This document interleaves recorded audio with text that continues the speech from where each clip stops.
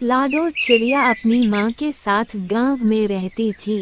वह धीरे धीरे बड़ी हो गई और वो खूब घूमती खेलती थी और सभी को बहुत परेशान करती थी।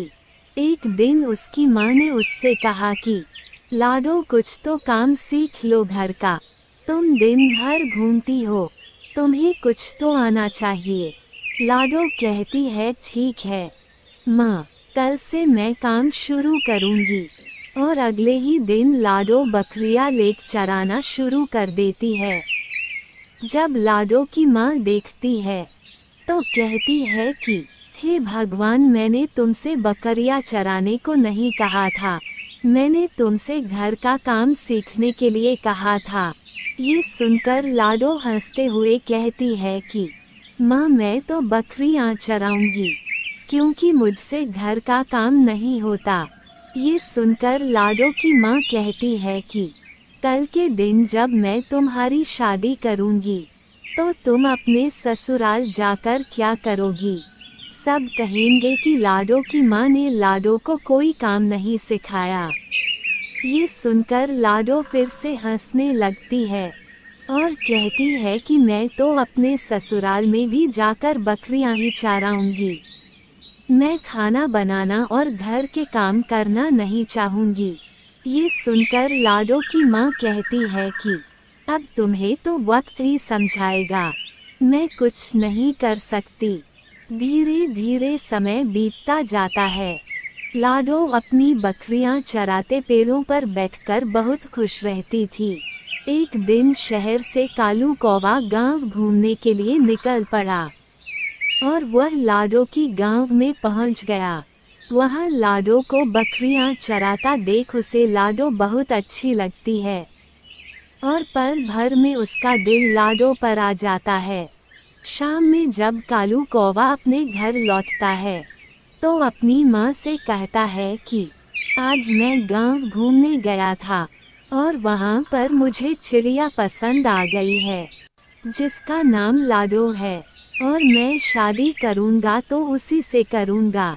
ये सुनकर कालू कौवा की माँ कहती है कि तुम पागल हो गए हो कालू, गांव की लड़की से तुम कैसे शादी कर सकते हो?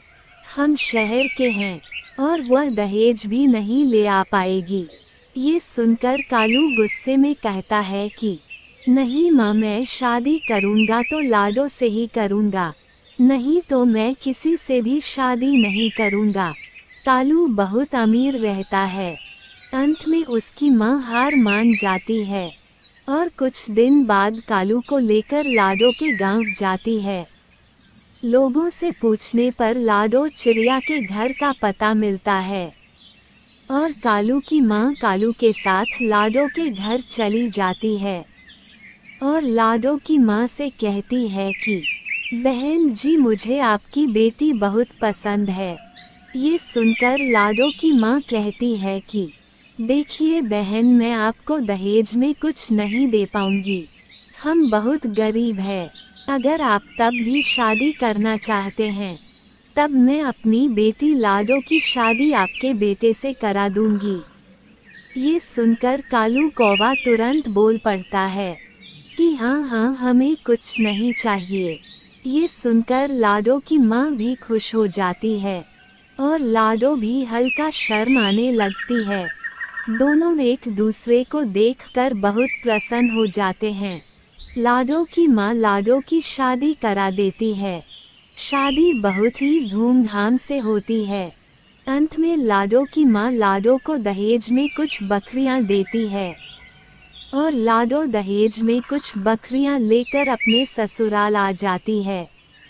अगले दिन लाडो को देखने के लिए कुछ पड़ोसी आते हैं और कहते हैं कि बहन, अपनी बहू को दिखाओ तो, सुना है तुमने गांव से बहू पसंद की है। ये सुनकर कालू की माँ कहती है कि हाँ, लाडो गांव की है और वह लाडो को आवाज़ लगाती है। तभी लाडो बाहर आती है। सभी लाडो को देखकर कहते हैं कि आपकी बहू बहुत सुंदर है।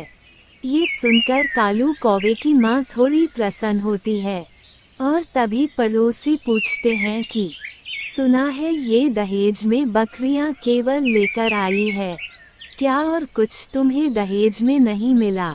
ये सुनकर लाडो थोड़ी मायूस हो जाती है और कालू की सास कहती है कि नहीं, इसकी माँ बहुत गरीब है और उसने केवल हमें बकरियां ही दी है। समय बीतता जाता है। एक दिन कालू कौवा के घर कुछ पड़ोसी खाने की दावत पर आते हैं और लाडो की सास कहती है कि आप लोग बैठिए, मैं खाना लगाती हूँ, और लाडो को आवाज देती है कि लाडो जल्दी से खाना ले आओ। लेकिन लाडो घर में नहीं रहती है। थोड़ी देर बाद लाडो घास लेकर घर पर आती है। ये देखकर सभी दोस्त हंसने लगते हैं और लाडो की सास कहती है कि ये घास तुमने क्यों लाया है? इस पर मायूस लाडो कहती है कि माँ, ये घास मैंने बकरियों के लिए लाई है, क्योंकि शहर में तो घास मिलते नहीं है। ये सुनकर लाडो की सास कहती है कि ठीक है, अभी तुम अंदर जाओ और खाने का व्यवस्था करो। ये सुनकर लाडो रसोई घर में चली जाती है और सभी के लिए कुछ ना कुछ जल्दी जल्दी पकाने लगती है और सभी को खाना दे देती है। सभी खाना खाकर लाडो की तारीफ करते हैं और फिर वहाँ से चले जाते हैं। सभी के जाने के बाद लाडो की सास कहती है कि आज के बाद इस घर में बकरियां नहीं रहेंगी, तुम इन्हें भगा दो। इतना सुनकर लाडो कहती है कि नहीं माताजी, मेरी माँ ने बहुत प्रेम से मुझे ये बकरियां दी है, ये शहर में कहाँ भटकेगी, मैं इन्हें नहीं छोड़ सकती। तभी कालू कौवा आ जाता है और कहता है कि अरे छोड़ो, जाने दो ना माँ, हम लाडो के घर कभी जाएंगे तो उसकी बकरियां उसके गांव में छोड़ आएंगे। ये सुनकर कालू की माँ मान जाती है और कहती है कि जैसा तुम लोगों को ठीक लगे। कुछ दिन बीता जाता है और लाडो की सास बीमार पड़ जाती हैं। लाडो बहुत परेशान हो जाती है। कालू माँ को डॉक्टर को दिखाता है। डॉक्टर बताता है कि आपकी सास को डेंगू हो गया है और अब इन्हें बकरी का दूध पिलाओ और अच्छे फल खिलाओ। तभी डॉक्टर कहता है कि लेकिन शहर में तो बकरी का दूध मिलना बहुत मुश्किल है। तभी कालू बोल पड़ता है कि हमारे घर बकरियां हैं। ये सुनकर डॉक्टर कहता है कि ये तो बहुत अच्छी बात है। और अब धीरे धीरे लाडो चिड़िया अपने सास की देखरेख करती है और उसे बकरी का दूध पिलाती है, फल खिलाती है, जिससे धीरे धीरे कालू की माँ स्वस्थ हो जाती है और उनकी तबीयत ठीक हो जाती है। फिर कालू की माँ कहती है कि बेटी, तुम बहुत अच्छी हो, तुम्हारे कारण ही आज मेरी तबीयत सही हुई है और मैं स्वस्थ हो पाई हूँ। और तुम्हारी बकरियाँ अगर मैं गांव भगा दी होती तो शायद आज मैं स्वस्थ ना हो पाती, इसलिए तुमने मेरे लिए बहुत कुछ किया।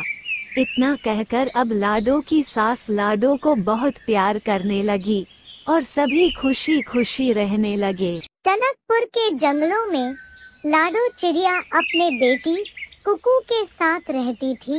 लाडो चिड़िया चाहती थी कि उसकी बेटी कुकू पढ़ लिख कर बड़ी डॉक्टर बने।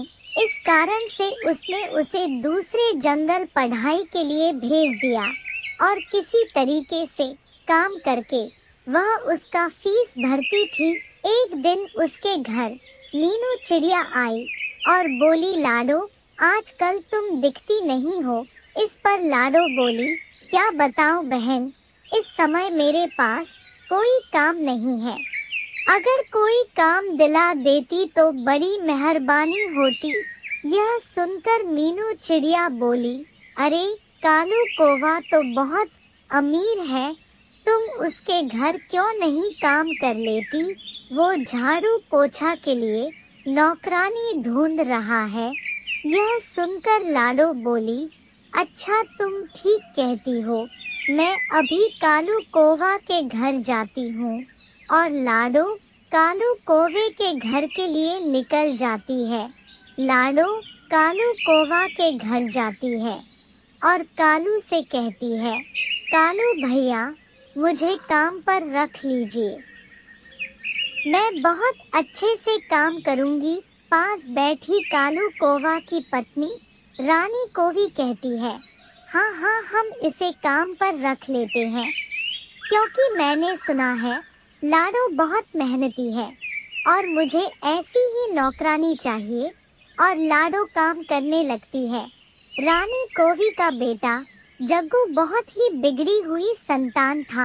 वह अपने माँ बाप से झूठ बोलकर उनसे पैसे लिया करता था।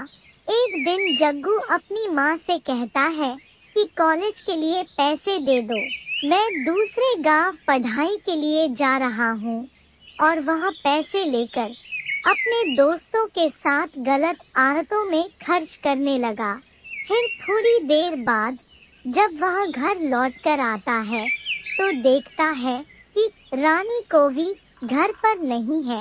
वह सोचता है, यह लाडो मेरा क्या करेगी। मैं माँ के पर्स से कुछ पैसे चुरा लेता हूँ। और जब जग्गू पर्स से पैसे चुरा लेता है तभी लाडो कहती है, यह तुम क्या कर रहे हो। जग्गू बोला, तू अपना काम कर, मुझसे मतलब मत रखा कर। बाद जब रानी कौवी घर में आती है तो देखती है कि उसके पर्स से पैसे गायब है। इस पर रानी लाडो से कहती है, क्या तुमने मेरे पैसे चुराए हैं। इस पर लाडो कहती है, नहीं मालकिन, पैसे तो जग्गू ने निकाले हैं। और जब जग्गू सामने घर आता है तो रानी कहती है, क्या जग्गू तुमने पैसे चुराए हैं। उस पर जग्गू बोला, नहीं नहीं माँ, लाडो झूठ बोल रही है, किसी ने पैसे चुराए होंगे। और गुस्से में रानी कौवी लाडो को घर से बाहर निकाल देती है। और लाडो अब अपने घर चली आती है और छोटा मोटा काम करने लगती है। धीरे धीरे समय यूं ही बीत जाते हैं और अब लाडो की बेटी कुकू डॉक्टर बनकर घर आ जाती है और अपनी माँ से कहती है, माँ अब हमें कोई दिक्कत नहीं होगी, अब मैंने बहुत अच्छा घर हमारे लिए बना लिया है। और अब लाडो भी अमीर हो जाती है और वह बहुत खुश रहती है। एक दिन रानी कौवी भी लाडो के घर जाती है और कहती है कि कल मेरे बेटे को देखने वाले आ रहे हैं, तुम सभी पक्षियों के साथ आना और देखना मेरे बेटे का रिश्ता कितने बड़े घर हो रहा है। और सभी रानी कौवी के घर पहुंच जाते हैं। तभी देखने वालों में से लड़की का पिता कहता है कि यह आपका बेटा है, जग्गू तो चोर है, इसने मेरे यहाँ से कई बार चोरी की है। और कहता है, इस बार छोड़ दो, अगले बार नहीं करूँगा। जग्गू सोचने लगता है, अब तो मेरी पोल खुल गई। और अब सभी वहाँ से चले जाते हैं। रानी कौवी उदास होकर कहती है, लाडो तुमने सही कहा था, मेरी ही मति मारी गई थी जो मैंने तुम्हारी बातों को अनदेखा कर दिया और आज इसका पश्चाताप मैं सभी के सामने भुगत रही हूँ। इस वीडियो को लाइक करें, हमारे चैनल को सब्सक्राइब कर बेल आइकन जरूर प्रेस करें।